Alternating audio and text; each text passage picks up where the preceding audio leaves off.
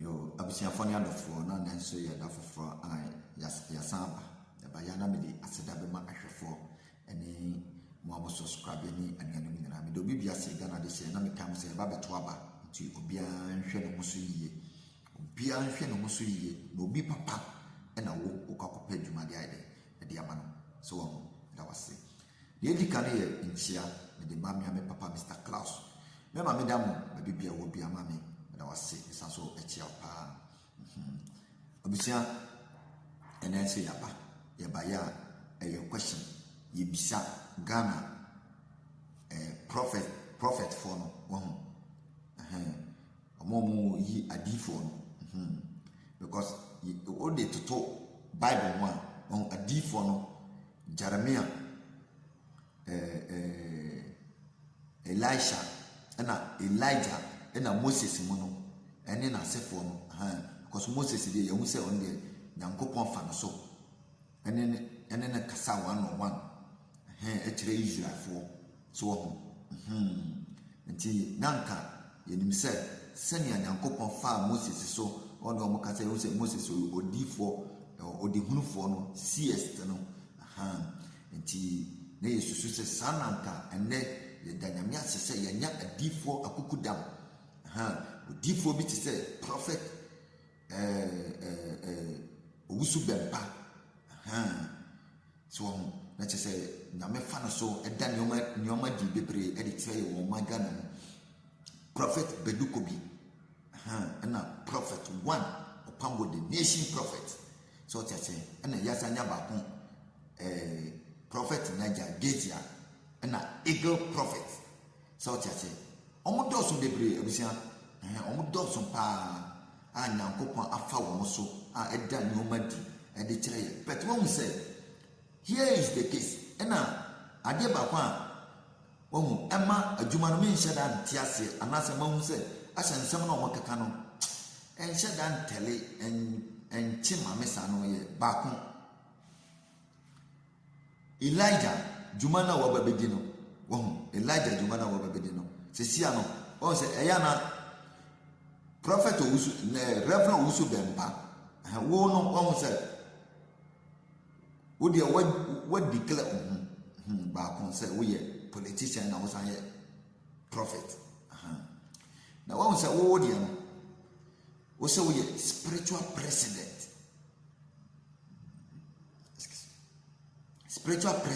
on the president so there wuti akonya no so wo the nation prophet had spiritual president ne de wo say akonya kese no wo na wote so te sesenia nanado physical no na ye the go Ghana president no wo no spiritual ni na wo say one as president Mahama Oshawonasi because we are spiritual president wo wuti akonya so sisi ono no wotwam ana ono no de na physical ena musamba physical so dia wona ni nyina mo ye da musa obi anya obi asa anti more questions no we need to ask you then what rate you because say you hwe apamdada no Elisha munjuma no maye no and because New Testament no ye ni prophet bia wo New Testament Yesu adwuma na mo ye no se mo yira fi mo dia yesra mo ye ni prophet bia wo ye ni prophet bia o hyem kon say so cha say because edru ba bi no John the Baptist kura Yesu ye miracle ono na obo Yesu asu no Yesu ye miracle no uhwe Jesus film na ono ase na tidifo no John the Baptist atidifo no ekoko ka kire John the Baptist say na John the Baptist da fiate omo ba ka kire say Yesu ye miracles enti ono kura esa doubt ye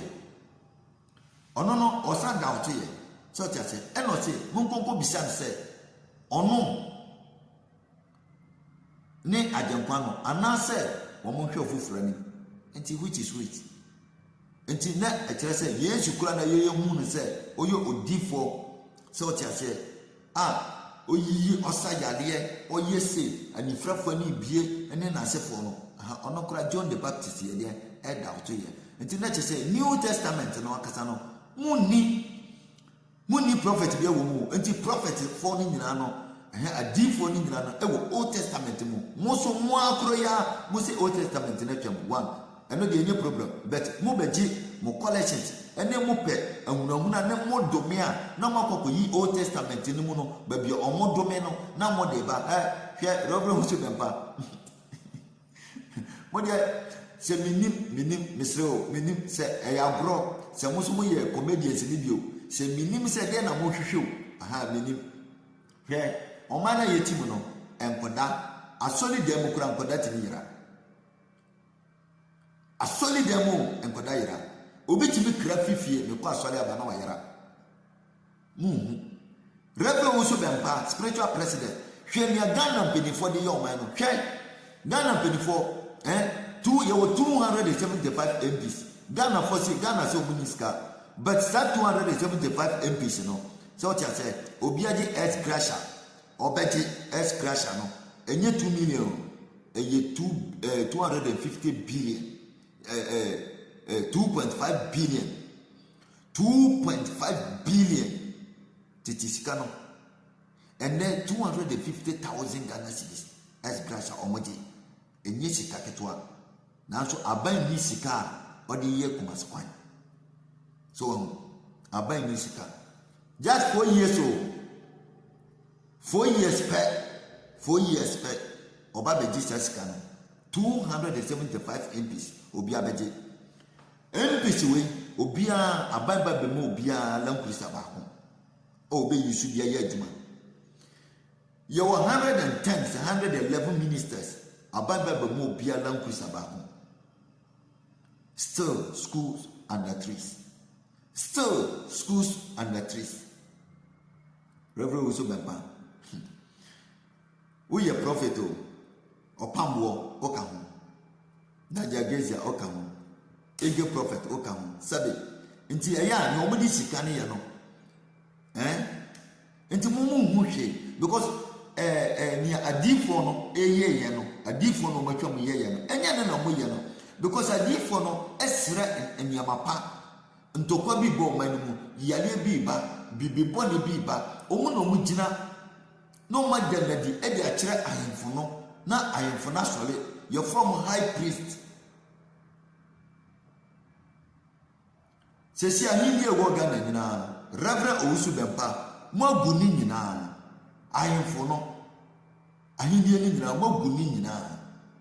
musu na madanya difo a bibi bo man mu ene ye tu petro wo Ghana enso Ghana ni babia embenefitifi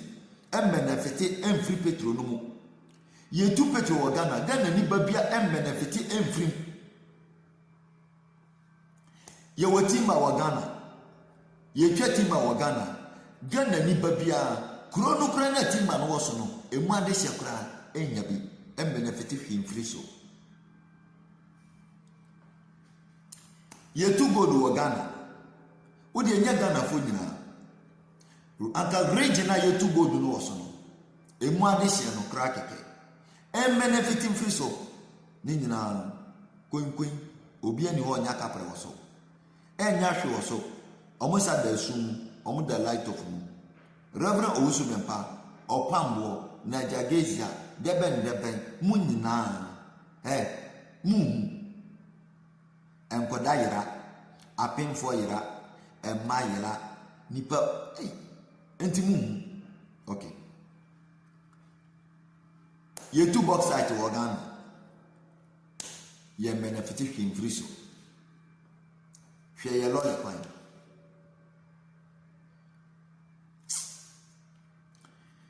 enti me pacho mo akasa no mo no Nyankopɔ Bempa na afram because mo no mo nyina obi ani wa Ghana nyame afram mo nyina Israel nyame na wa afram no mo no wodi anka Israel nyame no kura no na nduma na difo no be ye yo anka ne na mo ya anka o man Ghana nani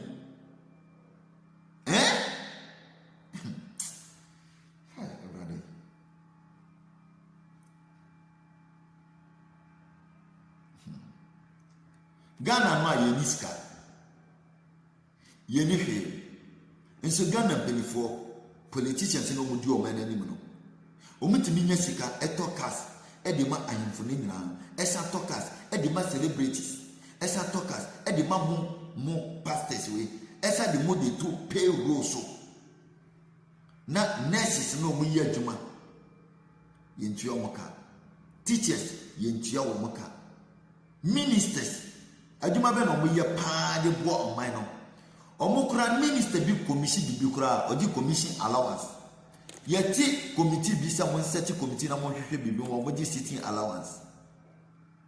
teacher ni no kira kwada de the whole month obekira de awie 1 year ne salary ni na ketia nyina enduru minister ba kon salary 1 month mumu ya before am fight the nation Ghana mo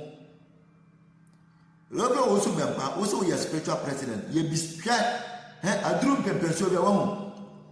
hwe ye be mama sua critical thinking ye youth na ya ba no youth na ya ba no mo de mo nim ntia mo be nu mo ho hwe obi anku a wa obewu mo akasa mo be close churches no because ye be mama sua critical thinking hwe youth na ya ba no ho ye be magana fadru manda ho brutal me say mo be nu mo ho ebe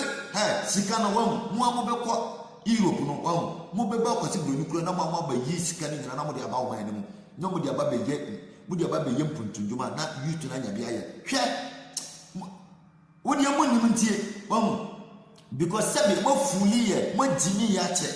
na kwan na ma capture ye no ye da kwasi broni ase boni a wa ye nyina no wa se bie internet ato ho amaye what I say o bie internet ato amaye because wo su be mpawo unimu hwe ene ukita university graduate ena wote wonase ena wa capture wo nyina in the name of God ena wo ji amanfo nsam sika ena wo sani ti omoka na wo de bi ya wo better wo opambo na mo asofo no kra wo bi wo kra ni din kra keke onimu kiro ni din keke onimu kiro ensehunu adidiatem ena wani na enyamu because yanya wanya mpelifo bi Ghana addition pelifo kukudama ankombema omeyi omuyam a service ado man no what I say yana nanamu na omo sacrifice omo moja omo de ji asase ne to ho no and the gold omo tu gold sabe pem nda ye dan wo gold no and the pelifo omo ba betra kwanja so omo hwe omo no so no omo mesole no omo nyina etamu mbomu machi ena mo ye oman no bone ye da mase enti ne wo owusu bempa na jegeza ne prophet beduko bimo ene opambo mo no sabe kafra mo ketan kwasi asem wiya na yutu na ye ni ada ho no ye bisa mo questions na manya kwan I will show you where the power is. I will discipline you na mo ketan kwasi asem because o man na yetimu no o man leader che na mpe no kre obia pese o enjoy ni yafu eni ne bottom ne yere ne man ne girlfriends ye de o man no to me shepherd sa no wo kukuru sika no de tuto fie e de ma emma no de tuto fie e de ma emma e de tuto fie ajapade instead of so be yem putuduma ba yutu ni nyina nya biaje no sebe no de din kwasi asem e wachire enu de mu hunu nka na emom no mu din kwasi asem ne nsamfu no wi a ye koka na wasa be dina sa wo domi na mu no na mu de ye ni brabre no hu yutu no hu ye be mo sunya nyansa mu ye be mo adwene na yaduma ye be mo sunya critical thinking because won't mean say wo man go USA mo nsesa mo man from my Ghana mu mo de mo man nyina kwakoto US Europe and omo ko better schools omo hu dum soda omo hu light of da omo bia pipe nsu asoto da say ma nsu no mba wo na yeti o man mu 21st century na yetimi tu nsu yetimi ko off 1 week I was so tap about 2 kilometers 3 kilometers na ko pension na wote wo na wotimi hu we mu nka na ye ka na wo mo ba be jina say ye didi mpeni fatam ti no wo do me ye who are critical thinking. What why you lucky? Why you lucky? Masa ya ni ada ho. O so be pa wona wo squad ni na hwe. Ye ni ada ho akasa. Motia say we are spiritual president. Wo so le na wo didi mpenifo nyina tem. Na enyewa ex-president Mahama so ya another man. Onwa ka ho because in some phone na ono so ti wodi no san no obi a wo guan dihye mua guan dihye ya to aba ma wa be yo mampani wo be yi wo yam hwe asase kronkron ex-president Mahama wo free so hwe asase kronkron free so ex-president Mahama na mo sa and then wo na ye di wani mu ya fam no ebe ye de na ye fa wani mu ya fam o wusi be party mi nya kwan obi kro no mi di tro wo wo se ne odidi watam rofram oso ka ho ya another man ebesi ne ne ni watam wo maguanfo nyina ni mo guase de bia na wa mama ya ye mompo sa guan hwasase ya tesu guanfo ya ye mompo sa tru mo sa leaders we guan leaders ni na mutimo odi nodo muso mo ya me betua maka madwem boniti ene na mande madwene adwem poni na mukita no guan leaders no ene na mande guan fo nyina ma hu se ne ya mobo ma hu se ne guan ya mobo hwe asase no hwe gudie wo guan asase no so hwe minerals no hwe timbe gu guan asase so yeso ye na ye nyina sabe ya dani ahiafo guan leaders no mo ya me tua muka enu anti no wuti beba didi matamsa no muka ho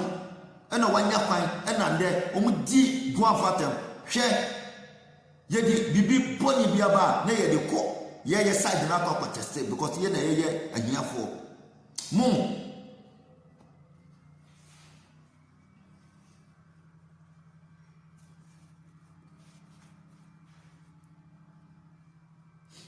abisia we do bibiasi ye de besia because emu ya ye de besia na mrepam beto aso because maybe amadu no anhwa na atra until we do bibiasi kaisa high na na the one subscribe why awo wo so me so eti sa so ne baba we do bibiasi